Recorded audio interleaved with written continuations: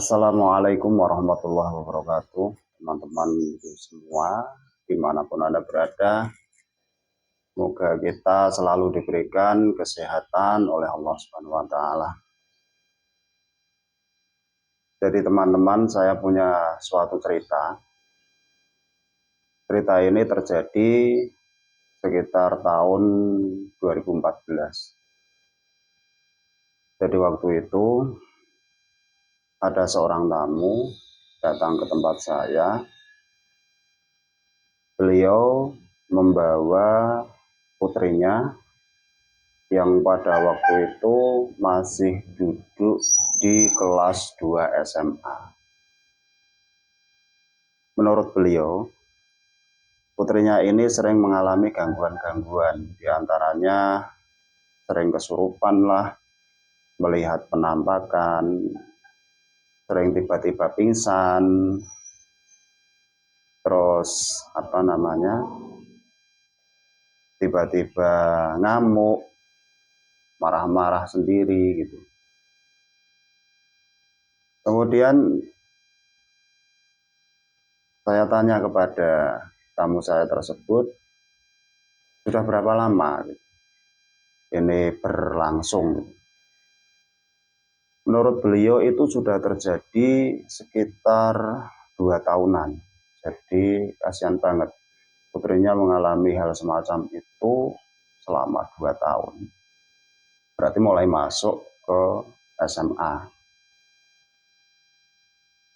Terus kemudian waktu saya tanya lagi, sudah dibawa kemana saja? Apa sudah diusahakan ke cari pengobatan alternatif atau apa gitu? Menurut beliau, beliau sudah berkonsultasi kepada banyak orang, kepada tokoh, ulama, ustadz, kiai, banyak yang sudah dilakukan. Termasuk salah satunya itu, beliau pernah minta tolong salah seorang kiai yang cukup terkenal di desanya, itu dengan berbagai macam syarat. Ada potong kambing lah, ada diajak harus kemana lah, berbagai macam sudah dilakukan, termasuk harus bawa jimat-jimat tertentu, harus tanam tumbal atau rajah tertentu gitu. Itu sudah dilakukan dan ternyata masih belum membuahkan hasil. Pada akhirnya datang ke tempat saya, kemudian saya bilang dalam bahasa Jawa seperti ini, Pak, jenengan nek mriki, Pak, kalau Anda datang ke tempat saya, tidak usah bawa apapun. Mboten sah beto napa-napa, mboten sah ngagem syarat napa-napa. Jadi tidak ada syarat apapun. Yang penting datang, kemudian dalam kondisi suci. Kenapa? Penanganan hal semacam itu dalam kondisi badan suci, artinya tidak sedang haid atau datang bulan, itu akan lebih mudah. Karena badan itu bisa disucikan, badannya suci, kondisinya tidak hadas besar gitu. Kemudian anak tersebut, cewek itu, putrinya itu ditinggal di tempat saya, sambil beliau bilang pesan, nanti kalau sudah selesai tolong dihubungi gitu.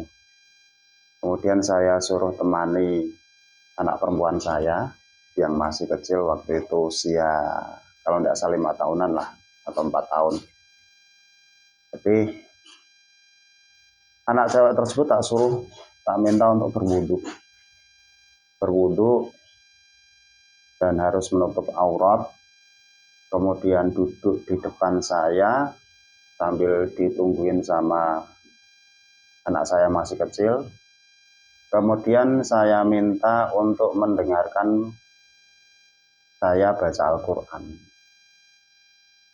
Kemudian saya suruh diam, artinya dia hanya mendengarkan, walaupun misal ayat yang saya baca itu hafal ya, tidak usah ikut membaca dan tidak usah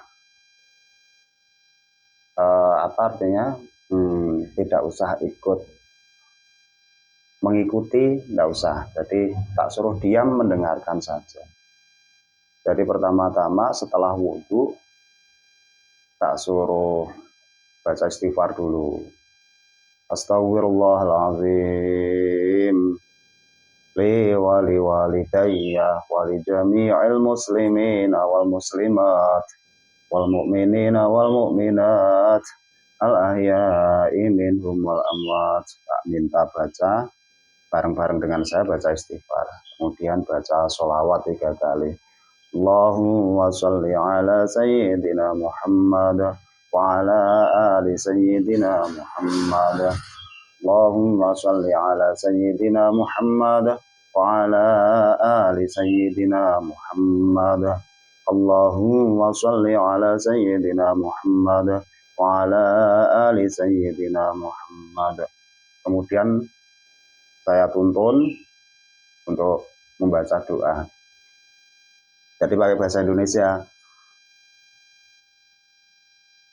Ya Allah, aku mohon petunjuk kepadamu, berikan hidayah kepadaku, berikan kesembuhan kepadaku, hilangkan semua masalah dari diriku, jadikan aku hamba-Mu yang lebih beriman dan bertakwa, sembuhkanlah segala penyakit dari diriku. Setelah berdoa tak suruh diam, hanya mendengarkan bacaan Al-Quran.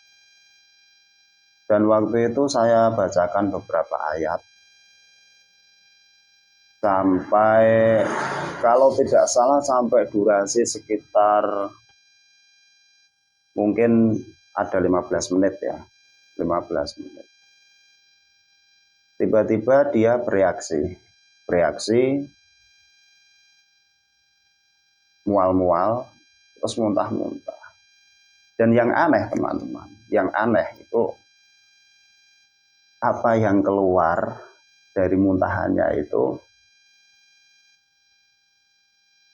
bukan makanan atau nasi atau apa, bukan. Jadi warnanya itu cairan hitam dan kental pekat. Itu sampai muntah-muntah. Kan tak kasih apa itu, di depannya ada plastik gitu, plastik kresek. Terus tak tempatin di baskom. Dia muntah-muntah di situ. Itu anehnya warnanya itu hitam pekat gitu. Kalau saya gambarkan itu seperti oli. Saya tidak tahu, entah apa itu. Kemudian tak tanya, setelah selesai beberapa saat tak bacain ayat Al-Quran, saya teruskan sampai muntah-muntah terus, muntah-muntah terus, muntah-muntah terus. Sampai selesai dia tuntas muntah-muntahnya. Kemudian saya katanya, tadi pagi sarapan apa? Apakah minum kopi atau apa? Enggak, bilangnya enggak makan kayak gitu. Yang disebut tadi. Enggak minum kopi juga ada apa. Tapi kok ini warnanya hitam. Enggak tahu, wallahu alam ya. Itu keluar. Kemudian katanya itu badannya lemes. Setelah muntah-muntah tadi badannya lemes. Terus rasanya mengantuk katanya. Terus saya sudahi treatment atau terapi. Waktu itu saya sudahi. Kemudian orang tuanya saya hubungi. Kemudian dijemput sampai rumah. Orang tuanya telepon, Kang, ini kok larane kula kok awake panas gitu. Demam katanya. Ini anaknya demam. Kemudian saya berikan beberapa tips Dan saya berikan penjelasan bahwa kalau salah satu efek setelah di ruqyah itu macam-macam. Terkadang jadi betah tidurnya jadi tidur terus rasanya mengantuk. Kemudian terkadang juga terjadi demam panas. Gitu. Itu efek dari setelah ruqyah. Kemudian orang tuanya tak berikan resep, tak suruh nyari apa itu daun kapuk, daun randu yang masih muda, terus diwenyet. Wenyet itu apa?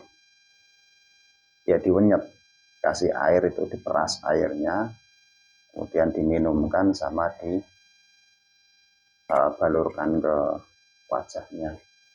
Itu bisa membuatnya panasnya bisa turun gitu. Dan alhamdulillah benar-benar bisa turun panasnya. Itu pertama kali anak tersebut datang ke tempat saya. Jadi ada suatu hal yang aneh dan memang ada efek setelah dibacakan ayat-ayat suci Al-Quran.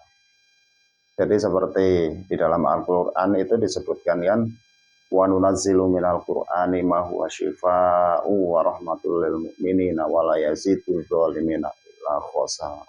Benar, jadi di Al-Quran itu ada sesuatu sebagai penyembuh, sebagai obat, sebagai penawar gitu. Dan alhamdulillah untuk treatment pertama berhasil. Jadi memang ada sesuatu yang keluar dan memang ada efek samping, tapi bisa diatasi. Dan itu pada akhirnya itu dia datang setiap hari Minggu pagi. Itu kalau tidak salah sampai 6 atau 7 kali pertemuan. Nanti saya ceritakan kisah-kisah selanjutnya. Tapi yang utama, pertemuan pertama itu memang sudah ada indikasi bahwa anak cewek tersebut memang mengalami gangguan.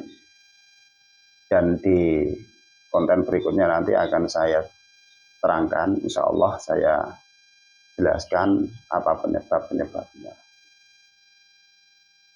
Sekian dulu ya teman-teman. Wassalamualaikum warahmatullahi wabarakatuh.